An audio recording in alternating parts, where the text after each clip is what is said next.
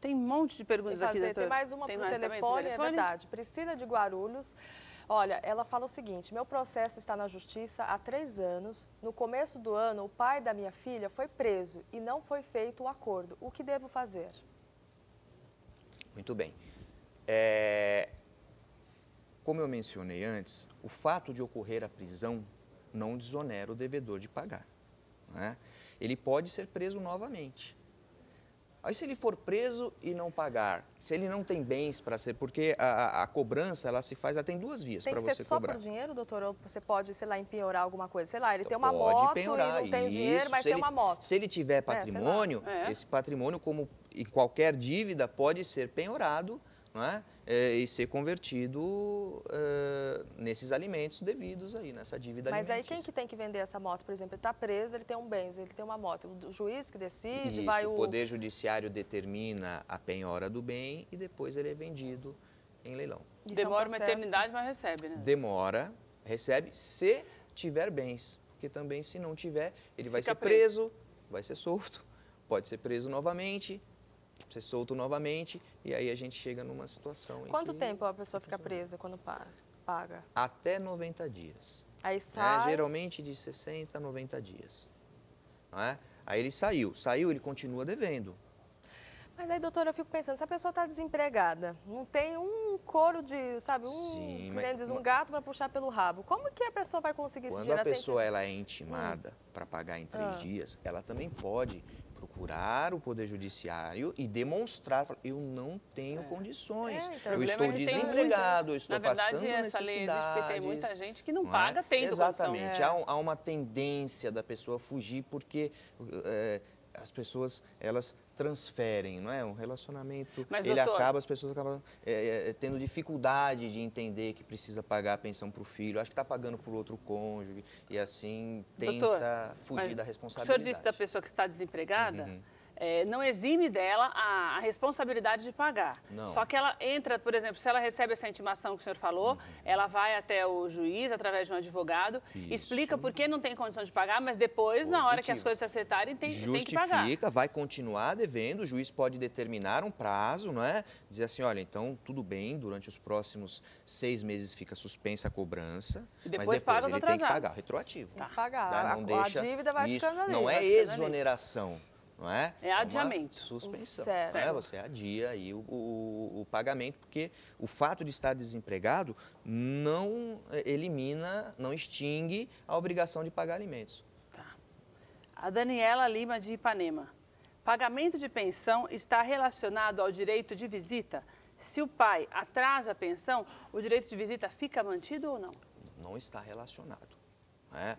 Ambos existem em função dos menores, não é? Então é importante o menor ter a convivência com o pai. Não há uma relação direta entre dever a pensão e até porque o pai pode não ter realmente, ou a mãe, aquele que paga os alimentos, pode ficar durante o período impossibilitado. Isso não quer dizer que ele não tenha o direito de... O direito de visitas, ele é da criança, né? Também de ser visitada, não é só dos doutor, mas e no pais, caso, né? se a mãe proíbe, ela não deixa de jeito nenhum, o pai entra com recurso? Ação judicial. Ação judicial. Tem que entrar com ação judicial e pedir para o juiz aí, eventualmente, se for o caso, uma mudança de guarda ou uma regulamentação melhor dessa visita, né? E no caso, por exemplo, esses maridos, essas mulheres e maridos, ou esses casais que se separam, ele é agressivo, agride a mulher, aí se separam e aí a mulher, ela meio que não quer que o pai vá na casa porque, imagina, não tem uma ligação, né?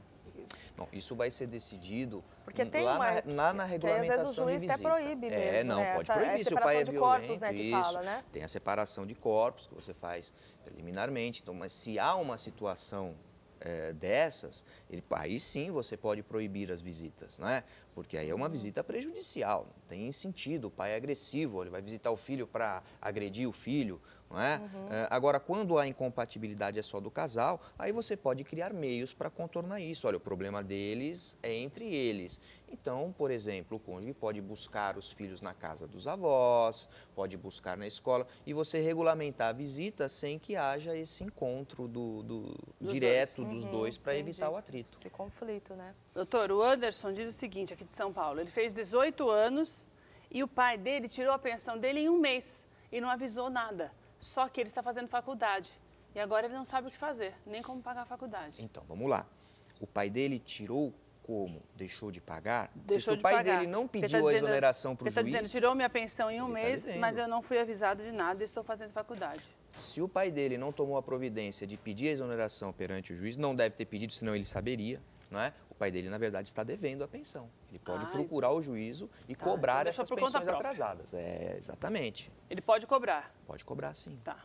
Agora tem mais uma perguntinha por telefone. A Ana de Caxambi, é isso, Rio de Janeiro? Olha, é o seguinte, ela disse que tem 27 anos e a minha irmã tem 22 anos. Meu pai paga a faculdade, minhas despesas e a esposa do meu pai pediu a exoneração da pensão. Ela pode fazer isso, doutor? Não, quem pode pedir exoneração é quem paga. Quem paga. Não é? Quem paga os alimentos é que pode pedir exoneração. O que é exoneração? Exoneração. Eu pago a pensão porque o juiz fixou um valor e determinou que eu tenho essa obrigação. Eu vou até o juiz e peço para ele me exonerar porque não existe mais a causa daqueles alimentos. Então, ele pode pedir exoneração quando o filho completa a maioridade.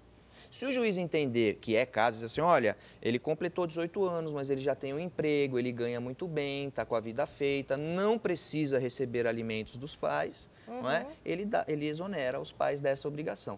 Se, por outro lado, ele entender que deve se manter, olha, ele está fazendo faculdade, ele ainda não está seguro na vida a ponto de ter uma independência econômica, o juiz mantém, e aí não há a exoneração. A mesma coisa se a pensão for devida em virtude de separação, não é? De dissolução de vínculo. Ela deve permanecer enquanto há a necessidade.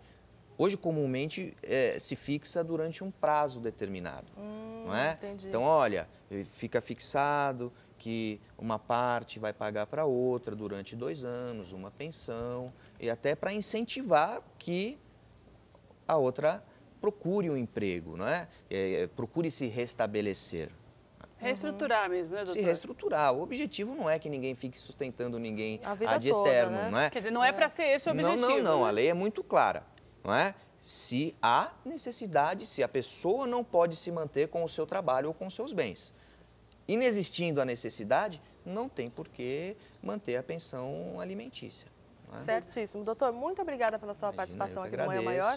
Você tem um e-mail, algum site para alguém que, se alguém quiser tirar alguma dúvida? Tem sim. Tem o site www.jeb.adv.br. Mais uma vez, muito obrigada pela sua participação. Eu que agradeço. Doutor, fica aqui com a gente para você assistir esse VT. Fico, sim. Porque tanto nós, pobres mortais, como os famosos, têm lutas para receber a pensão alimentícia. Nós vamos relembrar alguns casos de famosos que já passaram por isso. Olha só. Vamos ver.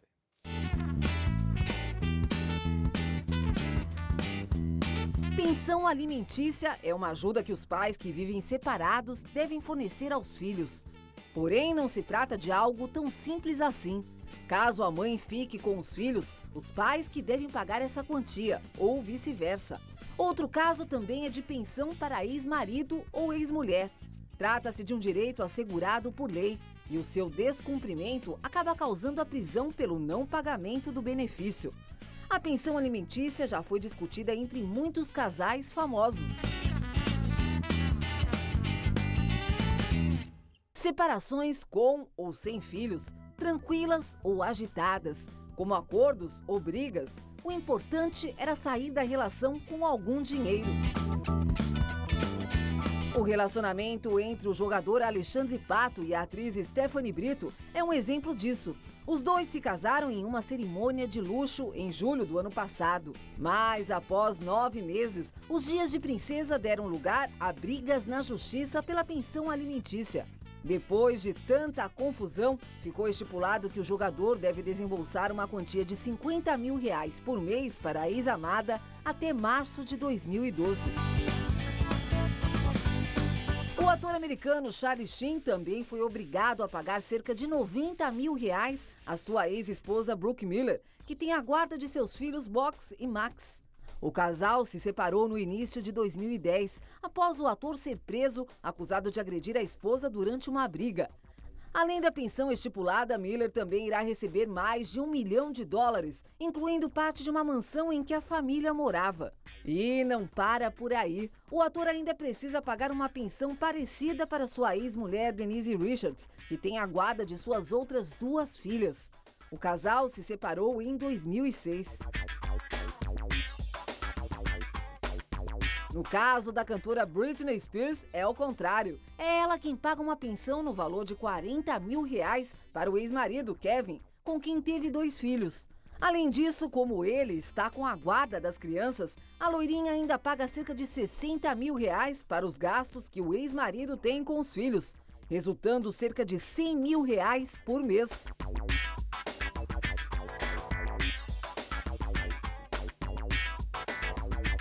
No final do ano passado, o jogador Ronaldo entrou com pedido de reajuste na pensão de Ronald, filho do casal.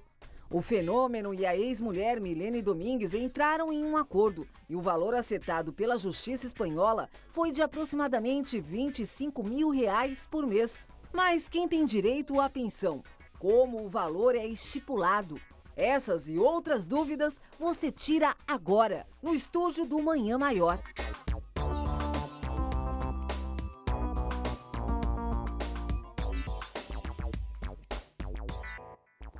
E já tiramos muitas dúvidas aqui hoje para você com o Dr. Eduardo. Você viu que tem muitos procedimentos que muitas vezes você nem conhece, mas o mais importante é que você sempre procure um advogado, esteja bem orientado. Se você não tem condições de pagar um advogado, vá ao fórum da sua cidade, procure ajuda para que seu caso possa ser analisado pelo juiz.